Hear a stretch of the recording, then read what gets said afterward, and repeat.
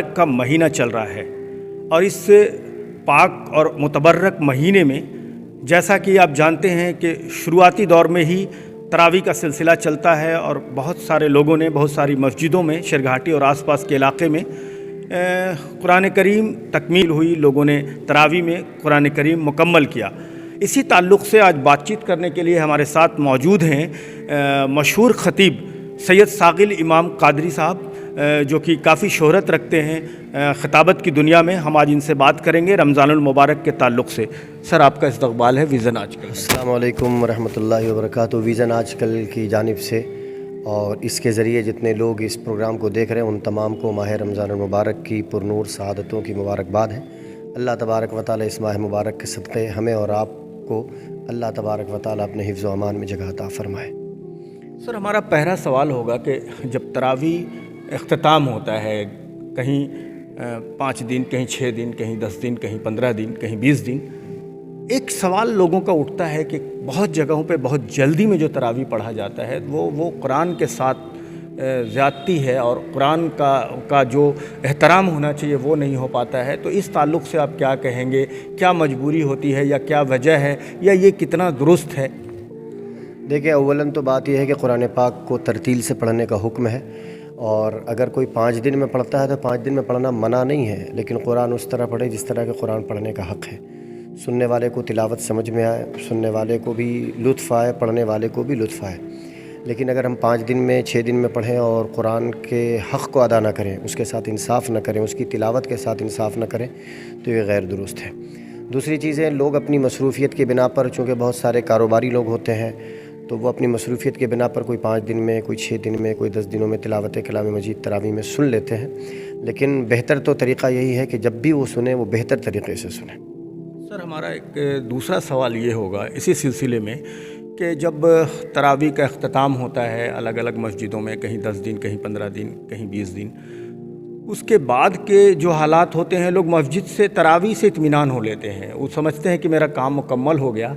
लेकिन जो सूरे तरावी है, क्या हुक्म है सूरे तरावी का और कितनी सख्ती से इसका एहतमाम करना चाहिए या ये कैसे इसका हुक्म आया सूरे तरावी का?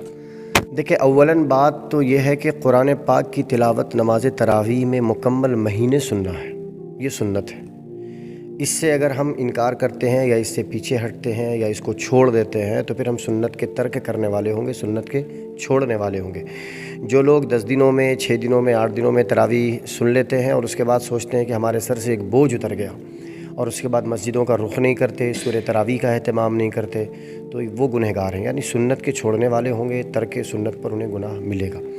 हमारा और आपका ये काम होना चाहिए कि ठीक है, मसरूफ़ियत की बिना पर, कारोबार की तेज़ी की वजह से कारोबार भी देखना है और इबादतें भी करना है, तो ठीक है, आपने पढ़ लिया, 10 दिनों में पढ़ लिया, 6 दिनों में, 8 दिनों में पढ़ लिया, लेकिन उसके बाद सूरे तरावी का बाज़ाब्ता एहतमाम करें। जमात से अगर पढ़ने का आपको वक्त ना मिले तो आप जब फुर्सत पा लें तो घर में आकर पढ़ें, लेकिन सूरे तरावी ज़रूर पढ़ें। आपका एक सवाल है कि सूरे तरावी क्यों है और सूरे तरावी की तारीफ़ क्या है, इसकी अहमियत क्या है। पहली बात तो ये समझे कि पूरा मुकम्मल 30 दिनों तक कुरान का सुनना हम पर लाजिम है। तो जब एक ख़त्म कुरान हो जाता है तो दूसरे ख़त्म के लिए बहुत सारी जगह पे हुफ़ाज़ नहीं मिलते हैं या फिर आवाम अगर आती है तो उनके पारे छूट जाते हैं। इसलिए बुज़ुर्गों ने इस तरीक़े को राइज किया कि वो सूरे तरावी का एहतमाम करें, जिसमें अलम तरह से पढ़ते हैं सूरे नास तक और उसे रिपीट कर देते हैं। 10 रकअत में सूरे नास, फिर 10 रकअत में दोबारा पढ़ते हैं। इससे ये होता है कि थोड़ा वक्त भी बच जाता है और लोग जो तरावी पढ़ने आते हैं उनके ऊपर एक बार नहीं होता, बोझ नहीं होता। उन्हें लगता है कि चलो तरावी की नमाज़ भी हो जाएगी और हमारा वक्त भी बहुत ज़्यादा नहीं जाएगा, उनका कारोबार भी हो जाएगा, तरावी भी हो जाएगी। तो ये सूरे तरावी की यही अहमियत है। लेकिन ये बात हमेशा ज़हन नशीन रखें कि जिस तरह कुरान का सुनना ज़रूरी है उस तरह सूरे तरावी का भी सुनना ज़रूरी है। एक ख़त्म कुरान का सुनना सहाबा इकराम से साबित है, तो उस पैरवी में हम कुरान पाक सुन लेते हैं और उसके बाद के जो बचे हुए दिन हैं तो हम क्या करें, तो वो सूरे तरावी में अपनी इबादतों में शुमार करते हैं। ये बेहतर है। शुक्रिया सर। हमारा एक सवाल और होगा आपसे ये कि कुरान करीम में जहाँ तक मुझे मालूम है उलमाओं से कि जो हुक्म है कि कुरान करीम ने ख़ुद ही कहा है कि अगर ये कुरान करीम अगर कहीं पहाड़ पे नाजिल होता तो पहाड़ रेज़ा रेज़ा हो जाता, और ये जब ख़ुद कुरान कह रहा है तो इसमें कोई शक की बात नहीं है।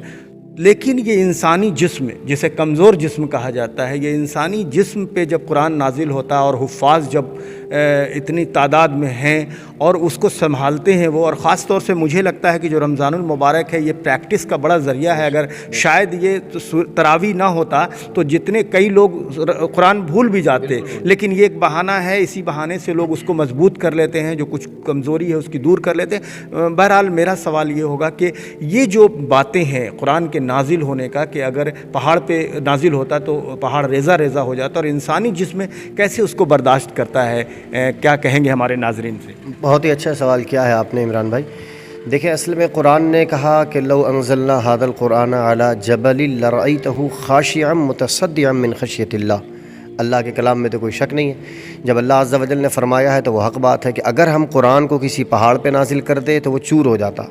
کس وجہ سے چور ہوتا؟ اللہ کی خشیت سے چور چور ہو جاتا، اللہ کے خوف سے ریزہ ریزہ ہو جاتا۔ لیکن یہی قرآن کوئی انسان جب یاد کرتا ہے تو اس کا دل چور نہیں ہوتا۔ بہت اچھا سوال ہے۔ اصل میں اس کی وجہ یہ ہے نا کہ قرآن اگر ڈائریکٹ پہاڑ پر نازل کر دیا جاتا تو پہاڑ بے شک چور ہو جاتا، لیکن یہی قرآن جب اللہ کے حبیب علیہ الصلاۃ والسلام کے توسل سے ہم تک پہنچا، حضور کی بارگاہ میں حضرت جبریل آتے تھے، اللہ کا کلام سناتے تھے، حضور اسے یاد کرتے تھے، بعد میں وہی آقا کریم علیہ الصلاۃ والسلام صحابہ کو سناتے تھے، اور قرآن پاک لکھنے والے کچھ صحابہ مقرر تھے، وہ قرآن پاک کو لکھتے تھے۔ آپ تاریخ اسلام اٹھا کر پڑھیں تو آپ کو یہ نظر آئے گا کہ قرآن پاک لکھنے کی جو ابتدا ہوئی وہ پتھروں پر ہوئی ہے۔ تو پتھر تو ریزہ ریزہ ہونا چاہیے تھا، لیکن وہی قرآن پتھر پہ لکھا جا رہا ہے، وہ پتھر ٹوٹتا نہیں، وہ پتھر محفوظ ہوتا ہے۔ وجہ کیا ہے؟ وہ اس لیے کہ یہ قرآن صحابہ اکرام تک پہنچا یا ہم تک پہنچا تو یہ ڈائریکٹ نہیں پہنچا، بلکہ پہلے اللہ عز و جل نے اس قرآن کو مصطفیٰ جان رحمت کے سینہ مقدس پر نازل فرمایا۔ یہ نبی کریم علیہ الصلاۃ والسلام کے سینہ تطہیر سے نازل ہو کر جو ہم تک پہنچا، تو رب تبارک و تعالیٰ کے اجلال، اس کی تجلیات نورانی، اس کے کمالات اور اس کے پاورز کو اللہ تبارک و تعالیٰ نے مصطفیٰ کریم کے سینے میں ایسا منتقل فرمایا کہ حضور کے سینے تک آیا تو وہ جلال والا کلام مصطفیٰ کے سینے سے جب اترا تو جمال والا بن گیا۔ اب قرآن کسی کے سامنے پڑھ دیا جائے تو سینہ جلتا نہیں، بلکہ قرآن کے پڑھنے پر جلے ہوئے سینے کو سکون ملتا ہے۔ قرآن پڑھ دیا جائے تو سینہ چور نہیں ہوتا، بلکہ چور سینے کو اللہ عز و جل ٹوٹے ہوئے دل کو اللہ عز و جل جوڑ دیتا ہے۔ تو یہ اعجاز جو ہے قرآن کا بھی ہے، اللہ کا کرم بھی ہے، اور حضور پاک علیہ الصلاۃ والسلام کا صدقہ ہے۔ آپ سوچ کر دیکھیں کہ یہی قرآن پہاڑ پر نازل ہوتا تو چور ہو جاتا۔ ہمارے دلوں میں چھوٹا سا دل ہے، لیکن اس قرآن کو دل میں محفوظ ہوئے برسہ برس گزر گئے، اور اللہ تبارک و تعالیٰ نے اسے محفوظ فرمائے۔ صرف ہمارے نہیں، پوری دنیا میں دیکھیں 10 سال کے بچے قرآن پاک یاد کر لیتے ہیں۔ وہ کیوں یاد کرتے ہیں؟ ان کی اپنی طاقت نہیں ہے۔ آپ اسکول میں بھیجیں، ایک سیلیبس یاد کرنے میں تباہ حالت ہو جاتی ہے، لیکن یہ قرآن بڑی آسانی سے اترتا ہے سینے میں۔ وہ اس لیے اترتا ہے کہ یہ قرآن مصطفیٰ جان رحمت علیہ الصلاۃ والسلام کی زندگی کا صدقہ ہمیں دیتا ہے۔ تو ہمیں اس قرآن کی تلاوت کرنا چاہیے۔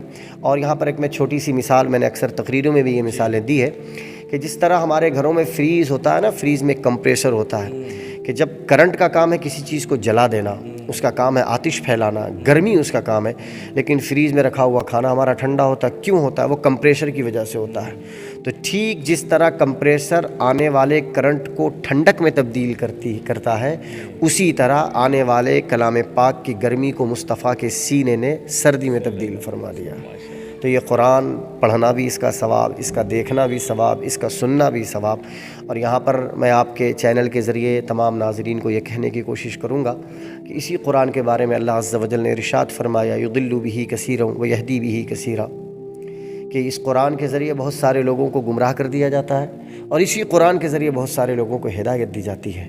اور اس میں سمپل سی بات ہے کہ قرآن کس کو ہدایت دیتا ہے اور کس کو گمراہ کر دیتا ہے۔ تو سیدھی سی بات ہے، جو یہ مانتے ہیں کہ یہ قرآن ہمیں حضور کے وسیلے سے ملا، اسے اللہ عز و جل ضرور ہدایت کی ڈگر پر رکھتا ہے۔ اور جن کا یہ ماننا ہے کہ قرآن ہم ڈائریکٹ لیتے ہیں، تو ہم نہیں سمجھتے ہیں کہ قرآن ان کو ہدایت کی ڈگر پر رکھتا ہوگا۔ اللہ تبارک و تعالی ہمیں پڑھنے سے زیادہ اس پر عمل کرنے کی توفیق عطا فرمائے۔ آپ نے جیسا نبی پاک صلی اللہ علیہ وسلم کے بارے میں بتایا اور قرآن کریم کے تعلق سے کہ جو سینے میں اتارا گیا وہ نبی پاک صلی اللہ علیہ وسلم کے سینے کے بعد جو دنیا کے سینے میں آیا، حفاظ کرام کے سینے میں آیا، آخر کیا جمال تھا ان کا؟ ماشاءاللہ، بہت ہی اچھا سوال کیا ہے آپ نے۔ دیکھیں، دراصل نبی کریم علیہ الصلاۃ والسلام کی جو ذات ہے اور جو ان کی زندگی ہے وہ ہماری ذات سے بالکل مختلف ہے۔ بالکل مختلف، ہم اور آپ تصور بھی نہیں کر سکتے. ہمیں جو احادیث کی روشنی میں ان کی زندگی کے اقتباسات اور ان کی زندگی کے بارے میں جو روشنی ملتی ہے، ہم بس اس سے دیکھتے ہیں کہ آقا کریم علیہ الصلوۃ والسلام کی زندگی کیسے گزری. لیکن اگر ہم اگر کوئی کرنے کی جرت کرے کہ ہماری زندگی حضور کی زندگی کی طرح یا حضور کی زندگی ہماری زندگی کی طرح، وہ بھی بشر ہم بھی بشر، تو یہ بالکل جاہلانہ تصور اور جاہلانہ سوچ ہو سکتی ہے. کیونکہ بندہ مومن کبھی ایسا تصور نہیں کر سکتا کہ ہم ان کا کلمہ پڑھتے ہیں تو مسلمان ہوتے ہیں، بنا ان کا کلمہ پڑھے کوئی مسلمان نہیں ہوتا ہے. حضور کی زندگی کا کمال آپ دیکھیں. میں چھوٹی سی باتیں میں کہہ کر گزرنا چاہوں گا کیونکہ اتنا وقت نہیں ہوتا کہ میں بہت زیادہ تفصیل دوں آپ کے درمیان. مصطفیٰ کریم علیہ الصلوۃ والسلام کی پوری زندگی اٹھا کر دیکھیں. حضور علیہ الصلوۃ والسلام نے پوری زندگی میں کبھی ان کی زبان سے جھوٹ نہیں نکلا. 40 سال میں نبوت کا اعلان فرمایا، لیکن 40 سال میں نبوت کے اعلان سے پہلے حضور کی زندگی مانی جا چکی تھی، تسلیم کی جا چکی تھی. ان سے زیادہ سچا، ان سے زیادہ صاف، ان سے زیادہ ستھرا، ان سے زیادہ با کردار، با اخلاق پورے ملک عرب میں نہیں تھا، اور پورے ملک عرب میں نہیں پوری دنیا میں کوئی نہیں تھا. اب حضور نے جب اعلان نبوت فرمایا، پھر حضور کی زندگی کا کمال دیکھے. پوری زندگی میں حضور کے جسم پر کبھی مکھی نہیں بیٹھی ہے، حضور کے جسم ناظرین کا کبھی سایہ نہیں پڑتا تھا. حضور علیہ الصلوۃ والسلام جب نرم زمین پر پیر رکھتے تھے تو نرم زمین پر حضور کے پاؤں کا نقش نہیں ہوتا تھا، لیکن وہی حضور اپنا پائے مبارک اگر پتھریلی زمین پر پتھر پر رکھ دیتے تو پتھر موم بن کر حضور کے پائے ناظرین کو اپنے سینے میں جگہ دیتا. اور آج دنیا میں جہاں کہیں بھی حضور کے پاؤں کا نقش نظر آتا ہے تو آپ کو پتھر پہ نظر آتا ہے. سخت اور ہارڈ چیز پر ہوتا تھا لیکن نرم زمین پر نہیں ہوتا تھا. یہ نبی کریم علیہ الصلوۃ والسلام کا اعجاز. حضور اکرم علیہ الصلوۃ والسلام بہت زیادہ لمبے نہیں تھے اور بہت زیادہ پستہ قد نہیں تھے، درمیانہ قد تھا. لیکن آپ پوری ہسٹری اٹھا کر دیکھیں، تاریخ اسلام، احادیث کی کتاب اٹھا کر پڑھیں، جب حضور تمام صحابہ کے ساتھ جھنڈ میں چلتے تھے تو سب سے لمبے نظر آتے تھے. حضور علیہ الصلوۃ والسلام باروب نظر آتے تھے. نبی کریم علیہ الصلوۃ والسلام کی جو زندگی ہے وہ ایسی باکمال زندگی کہ ساری کائنات مل کر اور ساری بشریت مل کر بھی حضور کے جسم سے نکلنے والے ایک پسینے کا مقابلہ نہیں کر سکتی ہے. حضور کی ذات تو بڑی اونچی ذات ہے. ہمیں بس اتنا ماننا ہوگا کہ ہم خاکی بشر ہیں، وہ نوری بشر ہے. اللہ تبارک و تعالیٰ نے انہیں بشر بھی بنایا اور اللہ تبارک و تعالیٰ نے انہیں نور بھی بنایا. نور اس لیے بنایا کہ نور کی باتیں لے کر آئیں، بشر اس لیے بنایا کہ بشر کے درمیان نور کی باتیں پہنچائیں. اللہ تبارک و تعالیٰ ہمیں اور آپ کو مصطفیٰ جان رحمت صلی اللہ تعالیٰ علیہ وآلہ وسلم کے در کی سچی گدائی نصیب فرمائے. ہم اپنے ناظرین کو بتا دیں کہ ہمارے جو سید ثاقل امام قادری صاحب ہیں، یہ شیر گھاٹی سے ان کا تعلق ضرور ہے، گھر ہے اور اپنا شہر ہے، لیکن زیادہ تر جو ملک بھر میں لوگ انہیں جانتے ہیں وہ حیدرآباد سے جانتے ہیں. اور حیدرآباد کے بڑے علماء میں ان کا شمار ہے، بڑے خطیبوں میں ان کا شمار ہے، اور اسٹیج کی رونق ہوا کرتے ہیں. جہاں ہزاروں لاکھوں لوگ ہوتے ہیں اس اسٹیج کی رونق ہوا کرتے ہیں.